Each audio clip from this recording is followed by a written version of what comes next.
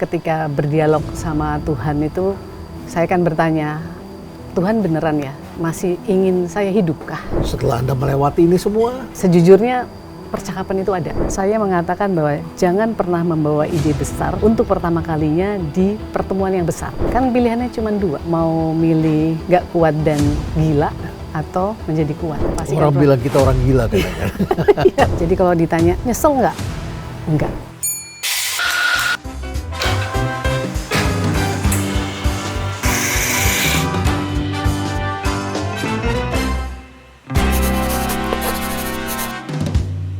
Ibu Ira Puspadewi, selamat datang di Cafe Berisi. Terima kasih, selalu senang datang ke sini. Terima kasih. Kami sudah lama mencari waktu yang tepat sehingga bisa mewawancara Ibu. Sebagai seorang leader tentu banyak refleksi dalam perjalanan. Dan sebagai seorang CEO pasti tahu challenge-nya di Indonesia. Ya. Nah, kali ini saya tidak ingin bertanya karena cerita tentang Ibu Ira sudah banyak di media dan sosial media. Saya akan mulai dengan quotes. Quotes ini dari orang-orang penting dan mungkin kalimatnya berat tetapi sebetulnya maknanya sederhana dan dalam barangkali. Ya. Ini reflektif. Kami ingin dapatkan refleksi dari Ibu Ira. Saya mulai dulu yang pertama, dari Albert Einstein. Albert Einstein itu mengatakan begini, in the middle difficulty lies opportunity. Dalam berbagai kesulitan, kemungkinan di situ ada opportunity, ada kesempatan.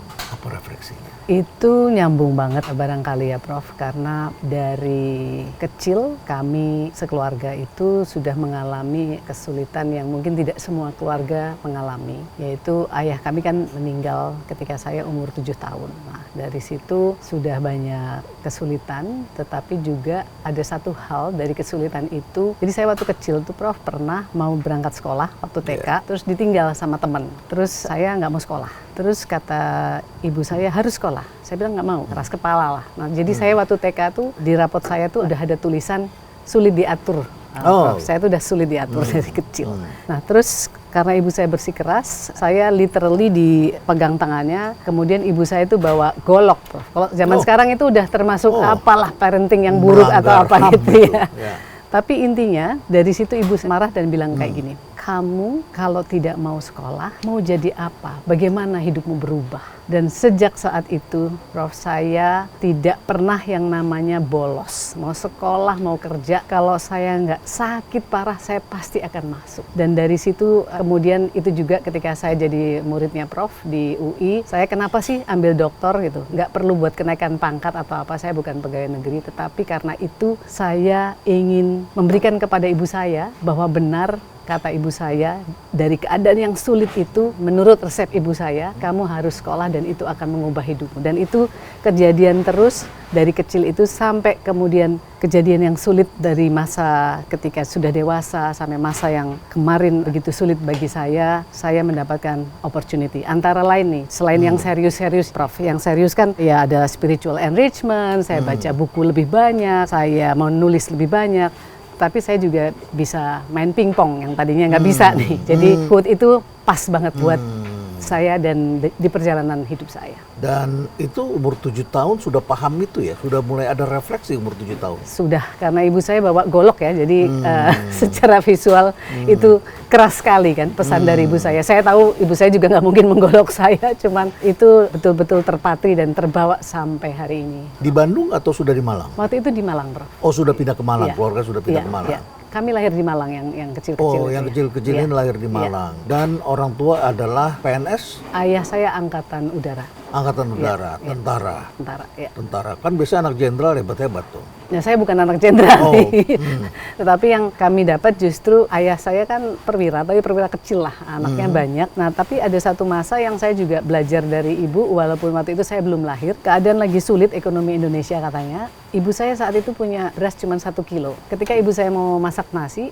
Prof, ternyata ada tetangga yang mengetok dan dia lebih susah lagi karena dia nggak punya beras. Lalu apa yang ibu saya lakukan? Ibu saya bagi berasnya jadi separuh-separuh. Ibu yang mau masak nasi jadinya masak bubur. Oh, karena harus dibagi banyak. Karena harus berbagi, iya. Karena kan anaknya banyak, yang tadinya sekilo jadi setengah. Tapi hal-hal yang seperti itu lagi kan, Prof, kita jadi belajar kalau hendak memberi atau berbagi tidak harus jadi kaya kan, punya beras 1 kilo pun juga sudah bisa berbagi. Luar biasa spesialnya. Yang kedua, ini dari Bob Marley. Saya ucapkan dalam bahasa Inggrisnya, dia mengatakan begini. You never know how strong you are until being strong is your only choice. Kita sering merasa lemah sampai hidup memaksa kita berdiri, dan saat itu kita baru sadar ternyata kita sekuat itu. Dan cuma itu yang kita miliki. Itu juga nyambung sekali Prof dengan apa yang saya alami. Mungkin bisa dibilang keadaan yang kemarin secara personal keadaan yang paling sulit. Dan ada masanya ketika berdialog sama Tuhan itu saya kan bertanya, Tuhan beneran ya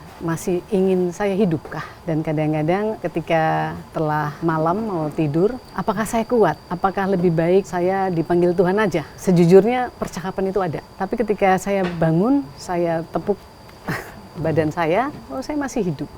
Dan berarti Tuhan sedang menghendaki saya memang masih harus hidup. Mungkin ada misi lain yang saya harus kerjakan. Dengan berjalannya waktu, hari ke hari, saya tahu bahwa oh saya hari ini memang ternyata dibuat lebih kuat. Kan pilihannya cuma 2, mau milih gak kuat dan gila, atau menjadi kuat. Ketika saya tahu bahwa nanti saya dalam keadaan yang sulit, karena hari-harinya sudah saya rasakan mendekat, ada 2 buku yang saya bawa duluan. Yang pertama, wajar saya kira banyak orang juga akan membawa kitab Spiritual, suci. kitab suci. Ya, tapi yang kedua, Prof, saya membawa buku matematika untuk dewasa. Matematika Untuk orang dewasa. Jadi Al-Quran bersama dengan matematika untuk orang dewasa. Iya, dan berbahasa Inggris, sengaja. Saya berpikir gini, kalau orang dalam keadaan sulit secara alami kita akan cari kekuatan yang lebih besar dari kita, yang maha besar, spiritualitas. Tapi saya juga berpikir bahwa saya harus menjaga rasionalitas saya supaya tetap waras. Karena apa? Karena saya pikir kalau saya sulit rasional karena mungkin hormon sedihnya udah tinggi, hormon marahnya tinggi, maka saya harus secara mekanis gitu ya. Saya buat, saya engineer, saya paksa otak saya untuk bekerja di ranah rasional, yaitu dengan mengerjakan matematika mulai tambah kurang bagi sampai kalkulus agak nyerah karena udah lupa. Tapi saya melakukan itu Prof dengan harapan saya bisa mengelola dengan cara yang saya bisa secara mekanis setidaknya bahwa otak saya dipaksa untuk rasional. Dan dari situ mungkin kalau dibilang kuat, saya kira kesadaran-kesadaran itu yang kombinasi antara bagaimana kita memperkuat spiritualitas dan rasionalitas pada saat yang sama itu bisa menghantarkan saya kepada titik yang waras lah. Jadi kita tidak tahu betapa kuatnya kita sampai hanya ada kekuatan yang kita miliki. Ada merasakan kekuatan itu muncul. Dan kekuatan itu kita usahakan dan nggak bisa dibilang kalau itu ada skalanya, Prof. Nggak bisa kita bilang secara verbal kita bilang saya kuat, tapi itu proses. Kadang-kadang lagi kuat, nanti ada juga jatuhnya dan over time mungkin setback 3 langkah, tapi mungkin maju lagi selangkah lagi. Jadi sabarnya di perjalanan. Orang yang melihat sering merasa orang itu lemah, maka perlu dibentuk kekuatan. Apakah menangis juga merupakan bagian dari kekuatan atau justru kelemahan? Menurut saya menangis adalah tanda bahwa kita manusia dan itu tidak mengindikasikan kuat atau lemah. Bahkan mungkin kita nangis karena kita udah terlalu lama berusaha menjadi kuat, tetapi itu bukan indikator bahwa kita lemah. We are just human. You never know how strong you are until being strong is your only choice. Ya. Saya melompat ke quotes yang ketiga. Kali ini datang dari seorang penulis dan coach leadership. Karena Anda adalah mantan CEO, John Maxwell, yang sangat terkenal buku-bukunya reflektif tentang leadership. Dia mengatakan, a leader is one who knows the way, goes the way, and shows the way. Pemimpin adalah orang yang bukan hanya tahu arah, tetapi berani berjalan lebih dulu dan mengajak orang lain ikut melangkah. Saya mungkin ingin garis bawahi yang mengajak orang lain itu. Karena itu menurut hemat saya yang paling sulit. Dan kalau saya memahami ketika kita bicara leadership, kalau diterjemahkan dalam satu kata saja, diekspresikan dalam satu kata aja, dalam hemat saya itu adalah influence, adalah bagaimana pengaruh. Nah, ada satu hal kalau orang misalnya bilang kemarin bisa mentransformasi A, B, C, apa sih kalau saya sampaikan kembali itu soal influence. Nah, saya kemudian menemukan sesuatu yang saya pikir bisa diberlakukan di mana saja. Jadi orang bertanya gitu, gimana sih caranya bikin ide yang kayaknya radikal nih, bikin digitalisasi masif untuk sesuatu yang tadinya manual sama sekali. Saya mengatakan bahwa ada ungkapan gini, karena kemarin industrinya kan di pelabuhan laut, itu ada alat namanya pemecah ombak. Ada semacam tembok yang dibangun, itu biasanya jauh dari pantai. Supaya ketika sampai ke pantai, ombak itu tidak besar lagi, tapi kecil. Tidak Artinya, mengerus. Tidak mengerus, Ya, betul. abrasi ya. Betul. Terjadi Jadi abrasi. tidak harus dipecah di luar jauh dari pantai. Nah, sama. Saya melihat ide juga kayak gitu. Ketika kita punya ide baru tadi, knows the way kan kita. Tapi gimana nih membawa ke tim yang di bawah kita? Saya mengatakan bahwa jangan pernah membawa ide besar untuk pertama kalinya di pertemuan yang besar.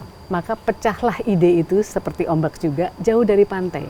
Saya biasanya kalau ada ide besar, saya akan coba untuk ketemu dengan tim-tim kecil dulu, kemudian kita ceritakan apa ide kita, dapat masukannya, kita refine lagi ide itu, masuk tim kecil lagi, sehingga kita sudah ada meeting yang paripurna, yang besar tadi, maka tidak ada yang baru bagi mereka. Dan mereka semua sudah tahu bahwa ada input-input mereka di dalam itu.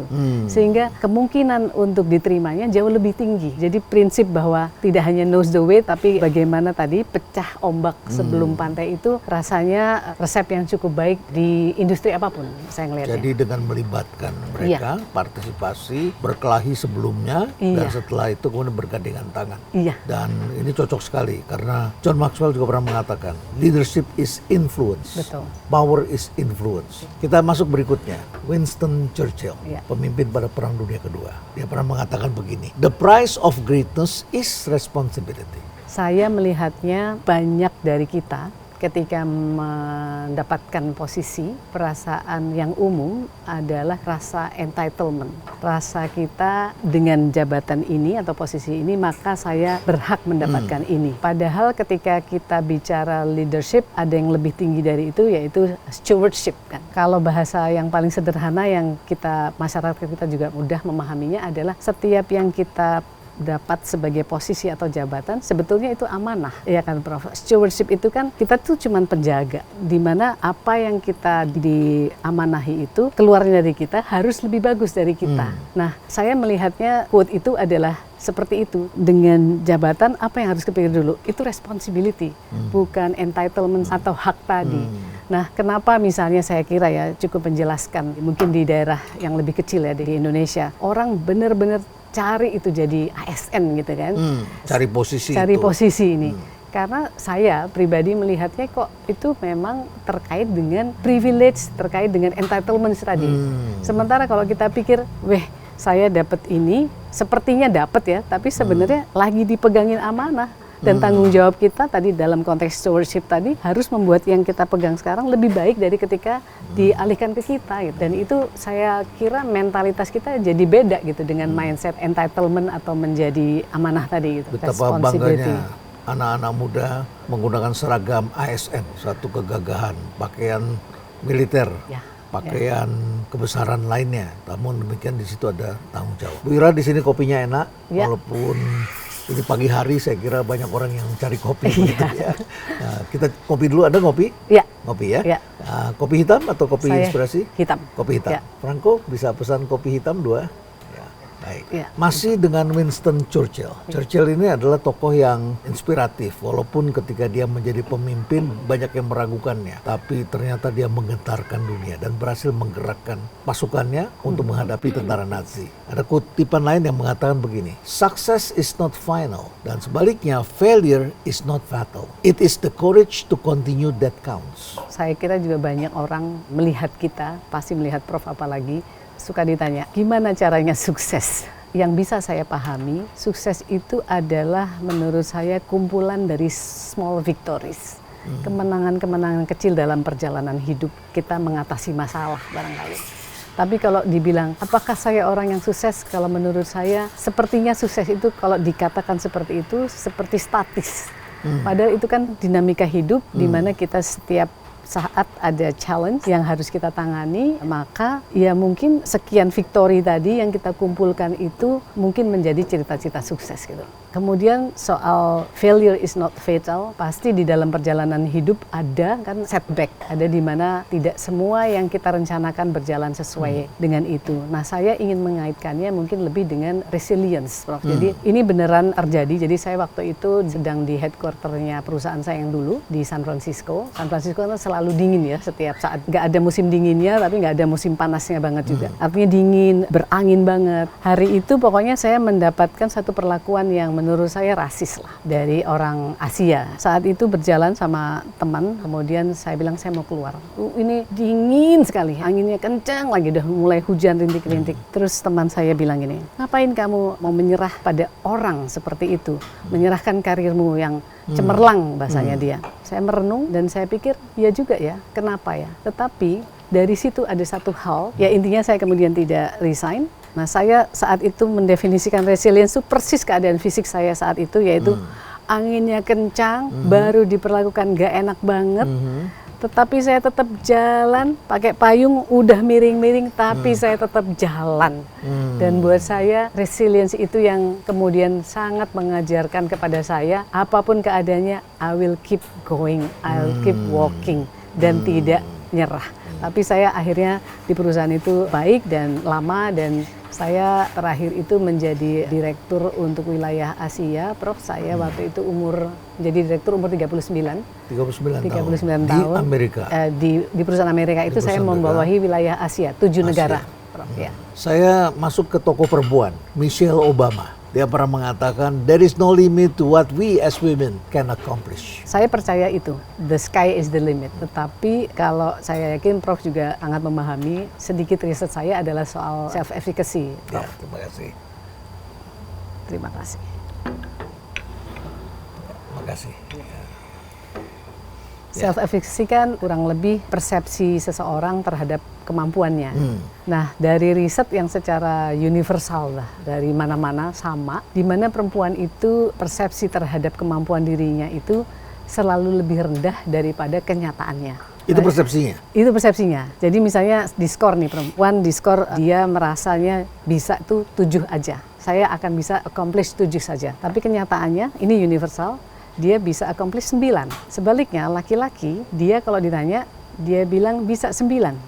Tetapi kenyataannya 6. Jadi itu kan berbagai hal, tapi antara lain memang saya sih mempercayainya adalah itu dibentuk secara sosial gitu. Kenapa perempuan seperti itu? Social construction. Social construction. Perempuan kalau Prof tanya sama murid-murid juga, itu kalau mau ujian pada sakit perut, Prof. Sakit perut, nggak bisa ini, belajarnya mati-matian, dan nanti dia accomplishnya pasti lebih besar dari yang dia pikirkan. Ya, angkatan saya itu yang nilainya semuanya 10, A semua, perempuan semua. 2 orang. Tapi kemudian perempuan itu ketika masuk di level pekerjaan, dia sama, hampir sama proporsinya di semua bidang. Tetapi kemudian kalau dilihat secara industri, ada profesi yang lebih diterima oleh masyarakat hanya 2, di bidang pendidikan dan kesehatan. Karena itu adalah perluasan dari peran domestik perempuan kan, Prof. Yang perempuan di mana menjaga kesehatan dan pendidikan keluarga. Jadi kalau dilihat makin ke atas ada istilahnya drop to the top. Makin ke atas posisi, makin sedikit perempuannya. Ada glass ceiling. Ada glass ceiling. Nah, terutama makin ke industri yang dipandang industri laki-laki, konstruksi, teknologi, makin sedikit lagi. Nah, tapi ada 2 fase di mana menurut hemat saya perempuan tuh mesti critical banget bikin keputusannya. Yang kalau saya bilang ada konsep yang over romanticizing, agak terlalu meromantiskan 2 fase. Yang pertama ketika dia menikah, terus langsung dia udah aku mau jadi ikut aja sama suami. Alhamdulillah kalau suaminya baik, suaminya bisa memenuhi kebutuhannya dan suaminya hidup. Kalau itu tidak terjadi, terus mau jadi apa? Dia sudah kadung hidupnya romantis banget, udah sama suami aja. Yang kedua adalah ketika dia melahirkan, punya anak. Over romanticizing motherhood. Menjadi ibu, udah aku jadi ibu aja ngurus keluarga, padahal dia misalnya punya karir yang baik di luar. Nah, bukan apa-apa kalau itu dengan keputusan yang penuh kesadaran dengan segala konsekuensinya baik, tetapi saya sebagai perempuan juga melihat banyak orang yang kemudian menyesal karena nanti anaknya kelas 6 SD atau SMP udah mau main sama temennya, bukan sama emaknya gitu kan. Dan perempuan yang sangat smart kemudian punya karir yang cukup baik sampai dia melahirkan, kemudian menyesal dan dalam umur yang belakangan sering cerita, aduh aku kalau ini aku bisa juga pinter gini, kalau kayak gini aku bisa juga lebih bagus dari suamiku. Orang suamiku dulu teman kuliah pinteran aku. Nah tapi kan itu jadi tidak sehat ya, bukan jadi ibu yang bahagia juga gitu. Sementara dia sudah sekian tahun meninggalkan dunia di luar rumah. Iya, maka struggle buat tadi the sky is the limit itu struggle-nya adalah bagaimana perempuan membuat sinergi identitas dia, baik peran sebagai domestik maupun di publik. Nah ini tidak semua orang menjalani ini dengan cukup mulus lah. Walaupun namanya challenge selalu ada lah. Sekarang saya masuk kepada tokoh yang dikenal di dunia ini, John F. Kennedy. Dia pernah mengatakan, ini quotes yang sering dikutip di mana-mana. Ask not what your country can do for you. Ask what you can do for your nation. Saya pernah baca juga quote dari Bung Karno. Your nationality is your humanity. Kurang lebih seperti itu. Kita bicara dari quote-nya Kennedy ini kan seperti nasionalisme. Tetapi saya kira Bung Karno sangat advance ketika bilang yang namanya nasionalisme itu akhirnya adalah kemanusiaan gitu. Nah ketika bicara kemanusiaan saya kira kita semua diajarin orang yang paling keren adalah orang apa sih? Orang yang berguna buat orang lain. Dan ketika kita dalam apapun yang dikerjakan kemudian bisa membuat makna bahwa kalau saya di pekerjaan yang kemarin biasanya ngajak teman-teman tuh promoting 3 purpose, Prof. Yang pertama personal purpose, yang kedua adalah corporate purpose atau organizational purpose, yang ketiga adalah noble purpose. Dan kalau sebagai leader atau sebagai individu kita bisa menemukan sinergi antara purpose ini, rasanya itulah yang namanya aktualisasi diri yang paling bahasa kami biasanya in the zone. We are in the zone, kayak Prof lah, ngerjain sekarang. Ini kan udah bukan soal lewat berapa uang yang didapat, tapi semua purpose ini Prof bisa lakukan dan dapat semuanya. You are in the zone, nggak pernah ngerasa capek, bahagia pasti kan Orang Prof. bilang kita orang gila kan. Iya, Prof lebih sih. Iya.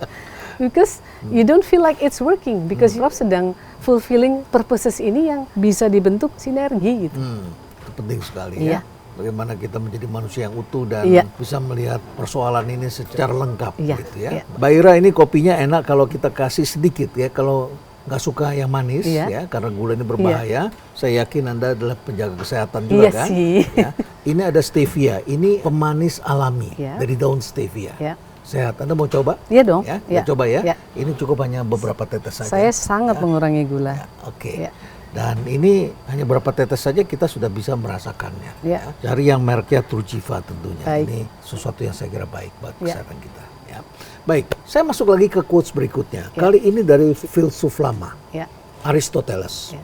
Dia pernah mengatakan, knowing yourself is the beginning of all wisdom. Setelah Anda melewati ini semua, knowing yourself is very important. Karena ini adalah the beginning of all wisdom. Apa refleksi Anda? Refleksi saya, knowing myself dalam keadaan yang sangat sulit itu ternyata sebenarnya tahu, tapi makin tersadarkan. Saya harus banyak belajar lebih lagi dan selalu sabar. Karena mungkin terbiasa melakukan sesuatu cepat. Kalau ditanya deadline-nya sama tim, kapan Bu?